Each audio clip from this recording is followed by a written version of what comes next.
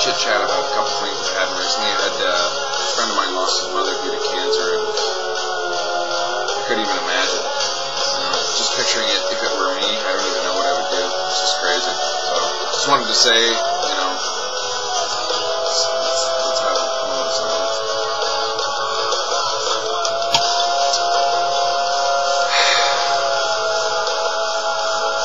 Anyway, getting older is quite fun, because, you know, I'm 29 and I'm going to be 30 soon. Everybody makes the biggest goddamn deal about 30. It's ridiculous. And I don't know if it's because, you know, being 30 means you're not a kid anymore, right? You're like a full-on grown-up, so you can't fuck around anymore. Like, your 20s, usually you're party, you're full-on fucking drinking party, and then when you hit 30, supposedly, you're an adult, and you gotta start thinking long-term, and you can't go and have fun anymore. Oh my god, I'm 29, and I swear to God, there's nothing wrong with any of my joints, bones, fucking ligaments, anything, organs. I don't think I've ever been so focused and so happy in my entire life, and so strong and fast and smart. It's ridiculous. Like, even if I picture myself 2 months ago, I'm like, holy fuck, I'd blow myself out of the water even 2 months ago on an intelligence scale. It's ridiculous. Learning exponentially. It's retarded. I don't think you should feel this good at 29. I seriously, my only problem was my stress problem, you know, just worrying about whatever. Started taking Paxil, and all of a sudden, wow, I've been missing a couple things. Holy sweet mother of God.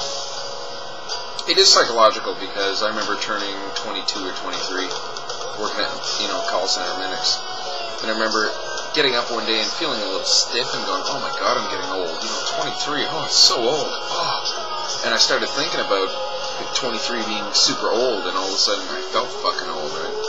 But then I got a little older, and I thought, you know what, when you're 50, you're going to wish you could be 30, or you could wish you could be 23. And then ever since then, it's been fucking, it's almost like people impede themselves with their own doubts and their own kind of worries, you know, midlife crisis type thing. I swear to God, I have not left my prime yet.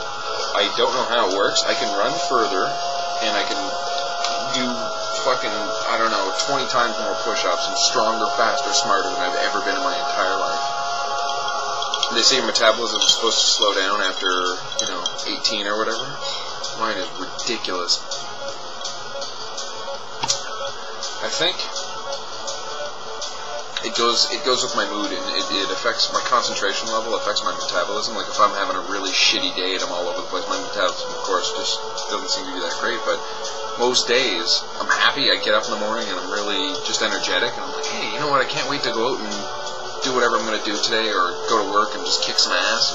I get myself so fucking fired up mentally that people are like, are you on some kind of drugs? I'm like, no, I get myself so fucking worked up over nothing, but in a good way, kind of like, you know, I'm excited, I got a new toothpaste today, oh fuck, I can't wait to try it, you know, it's stupid, but I'm the type of guy that typically gets excited over a lot of things, and yeah, good and bad. Yeah, I get irritated very easily, but on the other hand, I also get excited very easily. Like, I remember in school, grade school, they would call my name, like, you know, if they're going down the alphabetical order, when they get close to my name, I would get excited. I don't know why. Oh, they're going to call my name. You know, every little thing to me was so exciting. And there's another little thing. As you get older, I don't know if it's just me or what, but I tend to not think about the present as much as I do think about the past. I'm kind of in an analytical mode where I go back on my own childhood, and I'm, you know, thinking about all the things that have happened. I mean, when you're a kid, you think of all the rotten things that happened to you when you're a kid, and you're like, my childhood was so bad, and why did this person act this way? Then you get a little older, and you kind of go, oh my God, I see why adults can be so crabby now compared to children, you know, why, you know, things happen the way they do. And when you're a kid, you don't quite understand why your mom yelled at you for doing something silly, like she had this nice coffee table, and I decided I was going to lie on the coffee table and arch my back a little bit and spin around. I mean, that's just something kids do, but I had a zipper on my shirt and I fucking gouged my mom's coffee table, and it was expensive. Fucking stupid. Yeah, now I understand why she wanted to fucking rip me in half. And I was thinking about, when I was young, I went to a school called Edith Cavell in Moncton. Edith Cavell was a really big, fucking old school type school. Like in Moncton, there's a lot of old churches. Like, you know, any town, there's a lot of really big old churches. Edith Cavell was amazing because it was so big. It was ridiculously huge. I actually have a picture of it here, and I've been thinking about that school ever since I was a kid. It burned down when I was probably about halfway through grade 2. And actually, I have the picture. Hold on. Let's see if I can get this on. I can't do screen captures yet, but it's not working so well, is it? Look through my fingers. Look through my fingers. Ready? There's Edith Cavell in its glory. It's huge. It's a huge fuck-off school. Now, as you can see, next to my finger, there's a bunch of pillars there. The pillars are all that's left of that school right now. I remember getting up at 5 o'clock in the fucking morning and waking up my mom going, oh my god, I get to go to school. I'm so excited.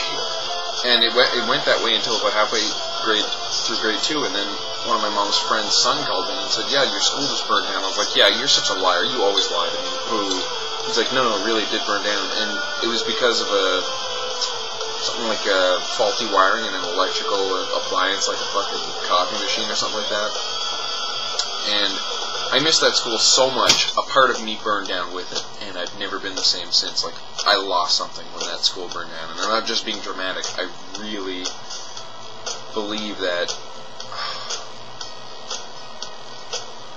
So I lost something that day, and I really wish to God I could go back and prevent that fire, because that school was so amazing. If you walk in, it's just a mixed bag to me, isn't it? I'm drinking, but I've got all these thoughts I kind of want to sort out. Anyway, you go into the school, and it's huge, and it's got these old, dark, hardwood floors, and you can smell the wax, and just, it's so fucking big. Like, you know, not just being a kid, it was fucking huge either way. And I remember we did a play one time, and my teacher, Madame Galland, grade 1, I don't know if she's still alive, but we should really look her up and tell her thanks for being so nice. She was so nice to us.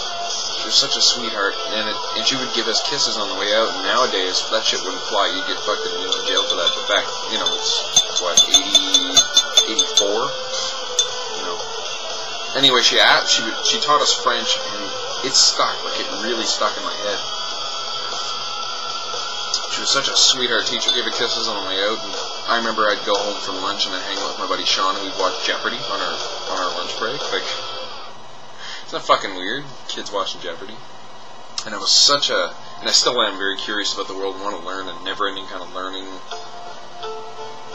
But then the school burned down, and like I had to go to Beaverbrook for like half a year or whatever. And then we moved out west, and I got ripped out of my comfortable place and went to, you know, another school, and I had to make friends with all the new kids. And the kids were actually pretty cool, but it's never a good thing to rip a kid out of his comfort place and go to another school or whatever. So I didn't take it so well, and I had a really kind of self-esteem problems, really, because I just didn't think, you know, you're a kid. I mean, you don't know why you think the things you do. You're just wild emotionally. There's no control. You're just all over the board. And as an adult, I would look back and go, you get the chance to move out west, British Columbia, and go meet a new bunch of friends. That's not a big deal. I mean, if that's the worst thing that happens to you. But it did. It really affected me. But not for long, which is good. I came back. We ended up moving back 3 years later. I got to go to Edith Cavell again, but as the new one that had got reconstructed. And I got to be in the same class as a lot of the friends I grew up with, like grade 1 and 2. And the guy that was on one of my last videos about the reaction to Two Girls, One Cup, Mike Lorette, known him forever. You know, he's a fucking great guy. You know, he's one of those friends that'll be there. I do this impersonation of this teacher we had. Oh God, her name was Mrs. Steves, and she was such a bitch. But looking back, I can kind of understand why she was the way she was. But I would just do this fucking walk. She'd wear these green leather skirts and all this weird shit to, you know, do this fucking walk and shit. It's so funny. It's crazy. It's not too many people. You can really look back and say there's not too many people I've known since grade 1. You know, it's known forever. Anyway, this is just a mixed bag. It's about aging. It's about nostalgia and all this other shit. I just feel like YouTubing because I'm drinking and I'm a good night. I'll probably do another